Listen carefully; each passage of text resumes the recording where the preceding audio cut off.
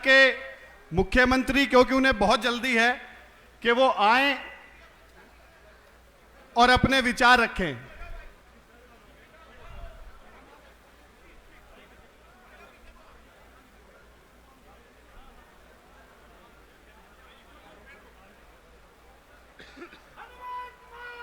जिंदाबाद। बहुत बहुत बहुत बहुत दिल की गहराइयों से बहुत शुक्रिया। आप सब लोग आज महाराजा सूरजमल जी की प्रतिमा को लोकार्पण करने के लिए, अपना योगदान देने के लिए आए हैं। करना ना उसको, कर दो ना। नहीं भाई साहब, आप करिए। आज बहुत ऐतिहासिक दिन है जब महाराजा सूरजमल जी का प्रतिमा जो है उत्तर प्रदेश में पहली प्रतिमा है जो लोकार्पित हो रही है। मैं सत्कारयोग बुजुर्ग, नौजवान साथी, माएँ बहनें, सबका बहुत बहुत धन्यवाद करता हूँ। आपका चला हुआ एक एक कदम हमारे सर माथे पर। मेरे संसद में साथी रहे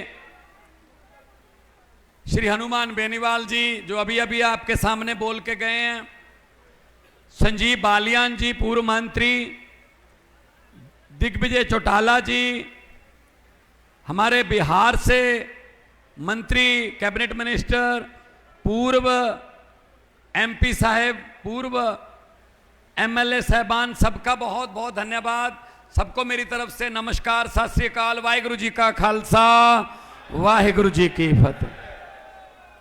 साथियों, जो किसान समाज है वो देश का अन्नदाता माना जाता है। और दाता कौन होता है? जो बांटता है, जो बांटता है, किसी को भूखे नहीं रहने देता, अन्नदाता कहलाता है।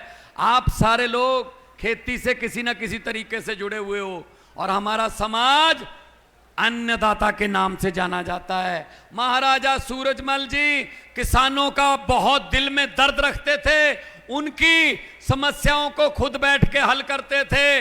1706 से लेके 1707 से लेके 1763 तक उनका शासन था। भाई साहब, शासन कहां तक था?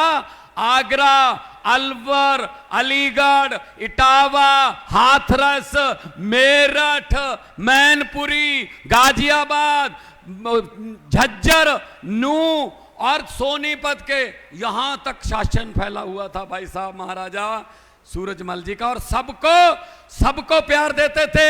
उनका कहना था कि मानवता ही मनुष्य का सबसे बड़ा धर्म है। इतने बड़े सेकुलर राजा थे महाराजा सूरजमल जी, जिनकी प्रतिमा लग रही है। इन नेताओं ने अपनी मूर्तियां लगा ली, जीते जी अपनी मूर्तियां लगा ली, लेकिन हम जो देश के लिए कुछ कर गए, जिनका जो अंग्रेजों से लड़ गए, भिड़ गए, उनकी मूर्तियां भूल गए भाई साहब।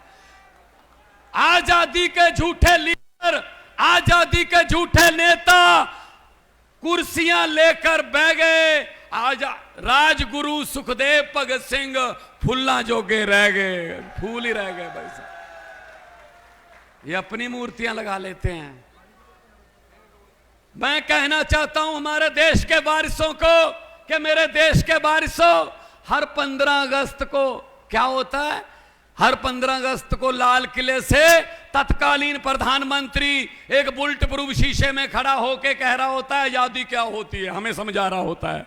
खुद बुलेट प्रूफ शीशे में खड़ा होता है।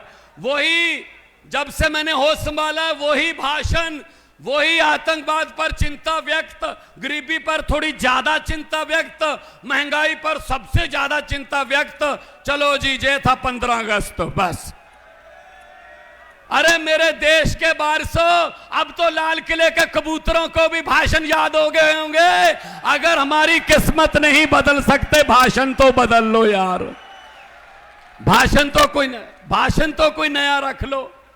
भाषण भी सेम ही चल रहा है, क्योंकि बारी बारी आते हैं, 5 साल तू, 5 साल मैं आ गया, मैं तुझे कुछ नहीं कहूंगा, तू आ गया, तू मुझे कुछ मत कहना, चल गई बारी, चली गई बारी, चल रही है।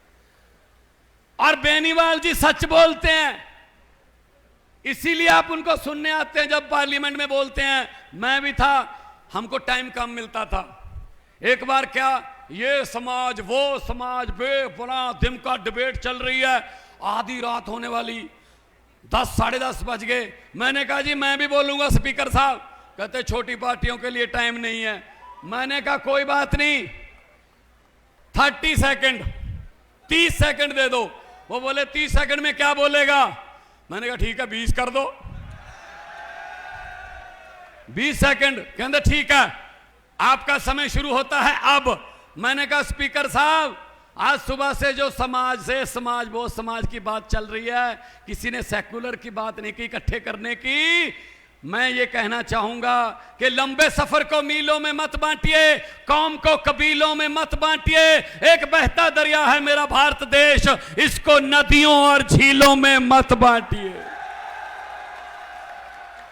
भाई साहब बात कहनी हो तो 20 सेकंड में भी कह सकते हो, 2 घंटे के भाषण जरूरी नहीं होते। आप लोग आए हो, आप लोग पंजाब में 16 मार्च 2022 को सरकार बनी। मैंने अफसरों को बुलाया, सभी अफसरों को बुलाया मैंने मुख्यमंत्री की ओथ लेने के बाद। मैंने कहा भी आपका दफ्तर कितने बजे चलता है, आपका दफ्तर का टाइम क्या है? बोले जी गर्मियों में 9 से 5, सर्दियों में 10 से 6, 8 घंटे दफ्तर है। मैंने कहा आपके दफ्तर का टाइम बदलने वाला हूं अब मैं। कहते जी कौन सा टाइम रहेगा? मैंने कहा रात के 1:30 बजे से 8 घंटे पूरे कर लो, 9:30 बजे, रात के 1:30 से 9:30 तक आप दफ्तर में आओगे, पूरा दिन सोते रहना। शाबाश, टाइम बदल देते हैं। कहते जी ये तो गड़बड़ हो जाएगी बहुत। मैंने कहा क्या गड़बड़ हो जाएगी? कहते रात को कोई दफ्तर नहीं चलता। मैंने कहा दफ्तर चलते हैं रात को, आप लोगों को पता ही नहीं चलता। कहते कौन से दफ्तर चलते हैं? मैंने कहा अरे किसानों का दफ्तर खेत है, उसका खेत। अरे 1:30 बजे बिजली देते हो, फिर 2 बजे, फिर चली गई 3 बजे। अरे उसका दफ्तर रात को 1:30 बजे चलता नहीं है क्या? खाना नहीं खाते वो, फिर भी अन्न उगाता है। मैंने कहा जा तो अपना दफ्तर का टाइम 1:30 बजे कर लो, वरना किसानों का, जाट समाज का भी टाइम जो है वो अपने दफ्तर वाला करो। 9 बजे से लेकर शाम के 5 बजे तक बिजली देंगे।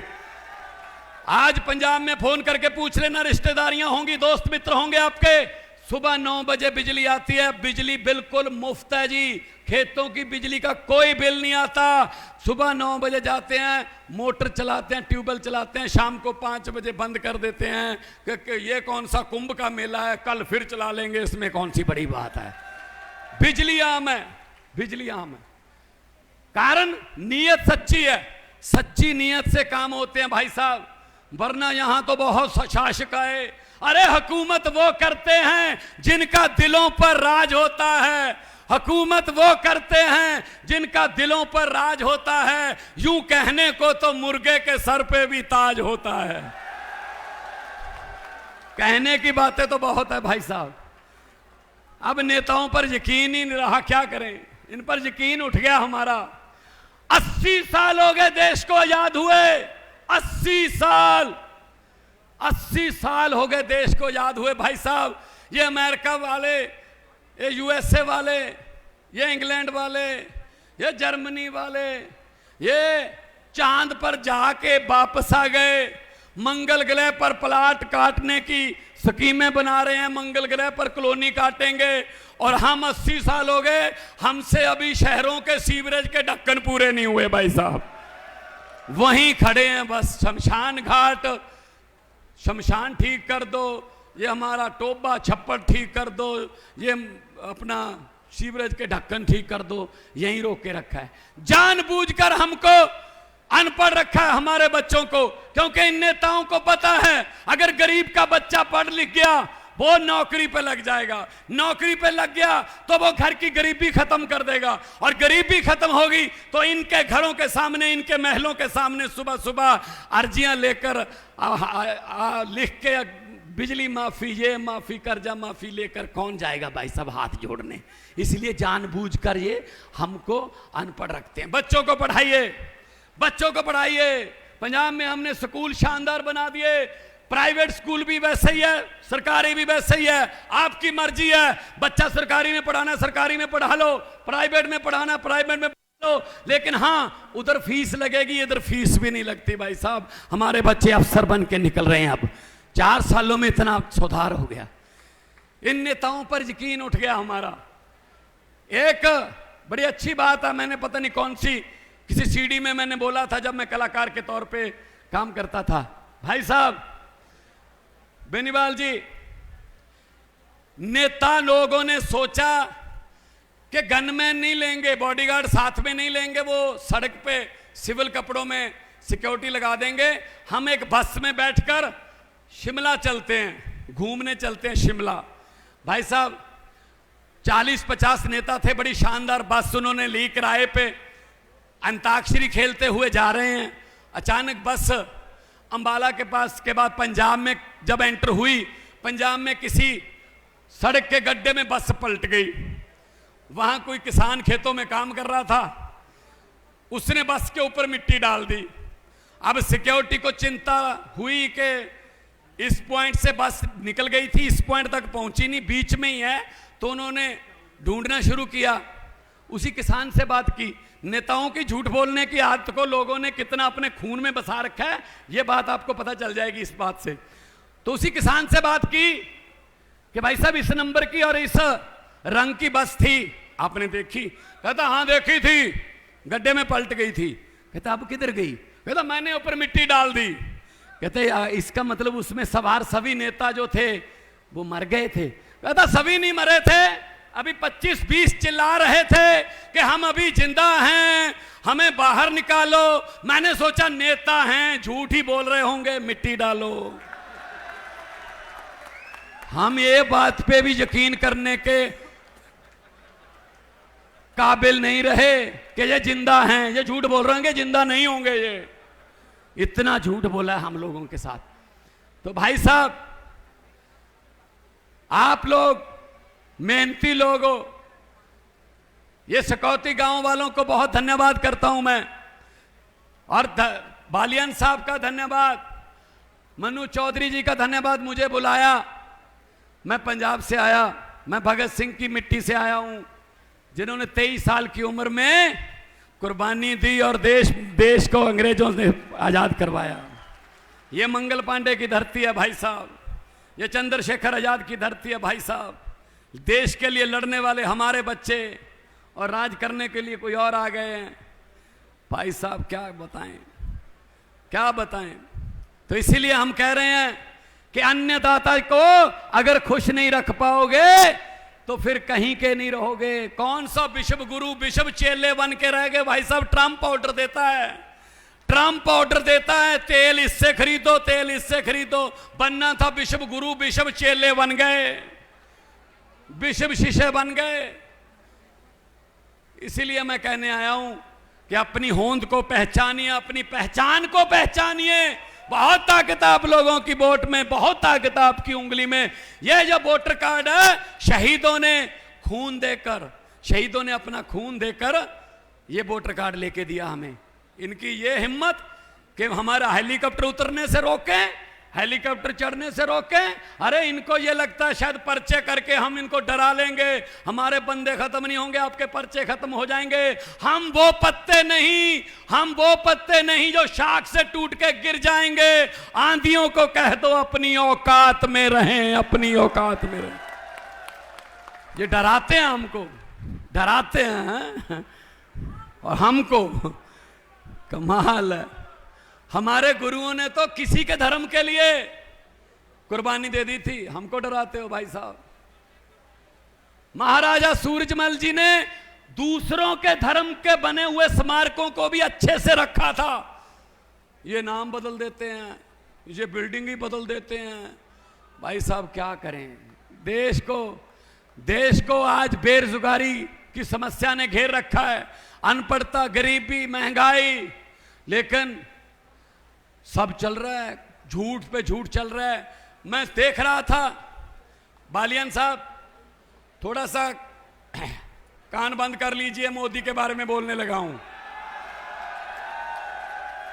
भाई साहब कहीं से भी कुछ भी जोड़ देते हैं यार, कहीं की बात कहीं भी जोड़ देते हैं यार। वो इसरो है ना, इसरो, जो नासा है, नासा की तरह हमारा इसरो है, वहां से चंद्रयान छोड़ा और भाषण देने लगे कि इसरो से मेरा पुराना नाता है। मैंने सोचा भगवंत मान, 8वीं का सर्टिफिकेट नहीं मिल रहा, 8वीं क्लास का, ये इसरो में कब चला गया भाई? इसरो में तो साइंसदान होते हैं, विज्ञानी होते हैं, साइंटिस्ट होते हैं। मैंने कहा नाता कैसे जोड़ेगा? भाई साहब ऐसा जोड़ा नाता, कहता मैं जब दूसरी तीसरी क्लास में पढ़ता था, पढ़ाई में कमजोर था, इसीलिए हर मैडम और हर टीचर मुझे यही कहते थे, अब आप इसरो में बैठिए, अब इसरो में बैठिए, अब इसरो में आ जाइए। इसरो से मेरा पुराना नाता है। कर लो बात भाई साहब, क्या करें, चल रहा है बस, क्या करें, देश की किस्मत है, चल रहा है। पता नहीं कौन कौन से देशों में गए हैं भाई साहब, हमने भी भूगोल पढ़ा है, हमने भी ज्योग्राफी पढ़ी हुई है, वो देश ही नहीं सुने कभी, ककनेशिया, पकलेशिया, पपुआ गुनुआ, टकुआ टकुआ। अरे यार कहां जा रहे हो भाई, हमें तो बता दो कहां जा रहे हो। विदेश नीति पूछने का हमें भी अच्छा, राज्य के मुख्यमंत्री हैं हम भी, हमें तो बता दो, कुछ वहां दोस्त मित्र होंगे तो आपको मिलके कोई काम वाम करवा लेंगे। ना जी, आज टकुआ पपुआ, आज पपुआ गिनुआ, और वहां का राष्ट्रीय अवार्ड मिल गया है। अच्छा जी, राष्ट्रीय अवार्ड मिल गया। वहां की आबादी कितनी है? कहते 9500। मैंने कहा इतने लोग तो हमारे यहाँ जेसीबी चल रही हो उसको देखने के लिए खड़े हो जाते हैं। वो जहां 140 करोड़ रहते हैं वहां रहो, जहां 140 करोड़ रहते हैं वहां रहो। 9500 से बात नहीं बनेगी मोदी जी, 9500 से बात नहीं बनेगी। सच्ची है ना? हाथ खड़े करके ताली बजा के बता दो, सारे हौसला बना दो। इनके कच्चे चिट्ठे पड़े हैं हमारे पास, मैं और बेनीवाल नहीं डरते इनसे।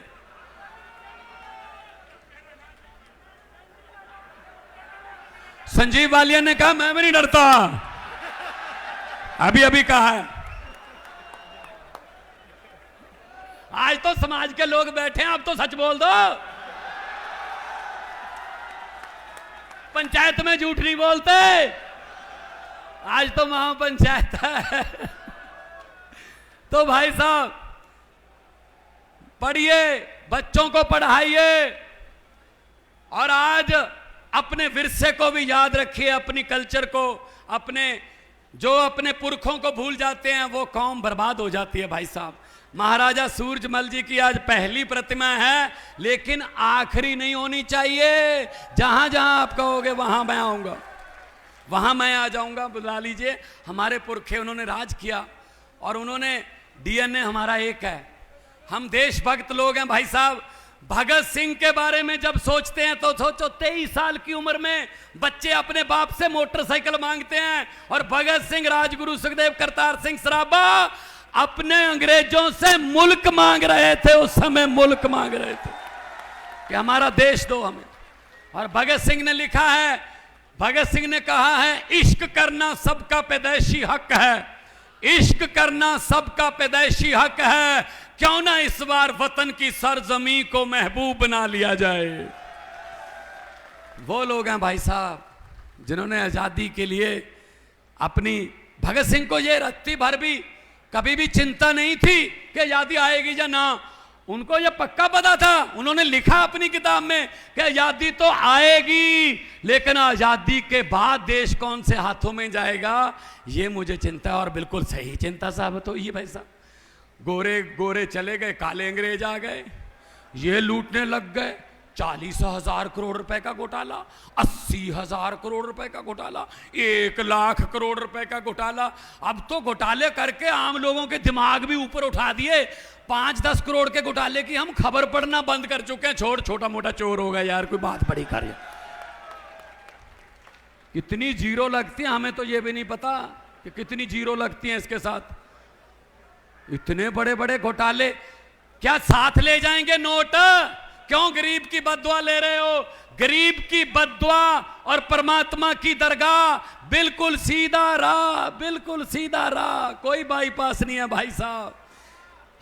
मैं कहना चाहता हूं, जो ये भ्रष्टाचारी जो गरीबों का पैसा खाते हैं, सड़कें खाते हैं, पुल खाते हैं, जो भी आ जाए इनके हाथ में वो खा जाते हैं, हक खाते हैं, हक मारते हैं जनता के। मैं उनको कहना चाहता हूं कि जितने मर्जी इकट्ठे कर लो पैसे, हीरे, मोती, जितने मर्जी इकट्ठे कर लो पैसे, हीरे, मोती, मगर ख्याल इतना रहे कफन पे जेब नहीं होती, साथ नहीं जाएगा पैसा। कोई अच्छे काम कर दोगे 4 दिन दुनिया याद कर लेगी आपको, वरना बड़े बड़े आए, बड़े बड़े चले गए। भाई साहब, ये महाराजा सूरजमल जैसे लोग हैं जिनके अमर रहो के नारे लग रहे हैं। आज लगभग 300 साल बाद भी ये नारे लग रहे हैं। तो इसीलिए मैं कह रहा हूं कि आओ इकट्ठे होके अपनी बिरादरी को, अपने समाज को, अपने देश को एक रखें। देश को एक रखना है। देश एक रहेगा तब कहीं जाके शहीदों के सपने की आज़ादी हमारे पास आएगी। भाई साहब, तुम बहुत मैं सभी प्रबंधकों का बहुत आभारी हूं कि मुझे बुलाकर इतना मान सम्मान दिया। आप लोग कभी चंडीगढ़ आइएगा, आप लोग हमारे यहाँ पंजाब एग्रीकल्चर यूनिवर्सिटी है लुधियाना में, वहाँ आइएगा।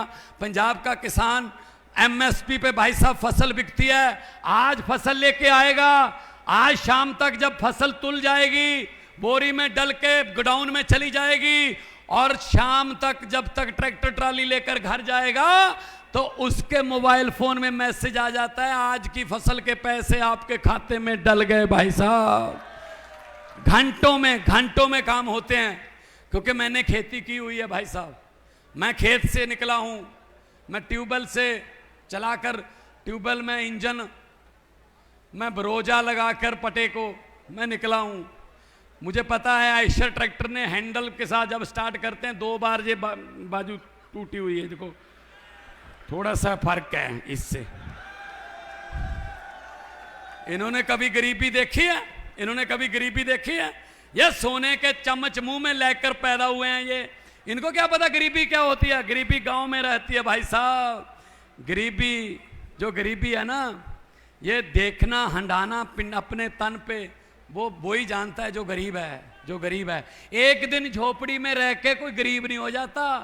अगर इतने ही गरीबों से है ना तो उस झोपड़ी वाले को अपने घर में रखो, उसको थोड़ा अमीरी के बारे में पता चले, वरना उसकी तो झोपड़ी भी छीन ले जिस दिन उसके घर रात बिताते हो कि तू चल फोटो लेनी है, झोपड़ी में ठहरे। बताइए भाई साहब, ये तो कैंपिंग करने आते हैं हमारे घरों में।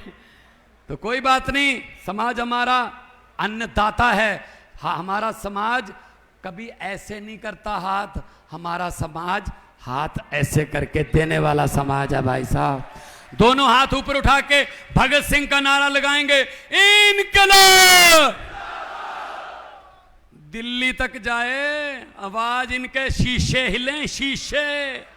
और है आपकी आवाज में वो ताकत, जब दिल्ली की बरूहों पर, सरहदों पर बैठे थे, हिले थे ना शीशे, वैसे होना चाहिए। दोनों हाथ ऊपर उठाकर थोड़ा वॉल्यूम और थोड़ा, इनकलाब, महाराजा सूरजमल बोले सोनिहार।